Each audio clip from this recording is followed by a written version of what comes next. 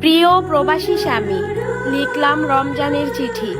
বছরের পর বছর ওই দূর প্রবাসে থাকেন, কোনো একটা রমজানে আপনি বাড়িতে আসেন না। আপনার সাথে কখনো হয় না আমার সেহরি খাওয়া, হয় না কখনো ইফতারিতে একসাথে আনন্দ করে ইফতারি খাওয়া। তবু আমার দুঃখ নেই, আপনি শুধু ওই দূর প্রবাসে ভালো থাকেন। আর একটা কথা, আপনার যদি অনেক বেশি কষ্ট হয় কাজ করে রোজা রাখতে, তাহলে আপনি রোজা থাকিয়েন না, শুধু নামাজ পড়িয়েন। আপনার রোজার জন্য আমি আল্লাহর কাছে মোনাজাতে বলবো, আমার রোজার ভাগ যেন আল্লাহ আপনাকে দিয়ে দেয়। খুব ভালোবাসি আপনাকে, আপনাকে ছাড়া মৃত্যুর পরে ওই জান্নাতেও আমি যেতে চাই না, কারণ আপনাকে ছাড়া যে আমি বড়ই তৃষ্ণার্ত। এই পৃথিবীতে আপনাকে ছাড়া বছরের পর বছর আমার থাকতে হচ্ছে।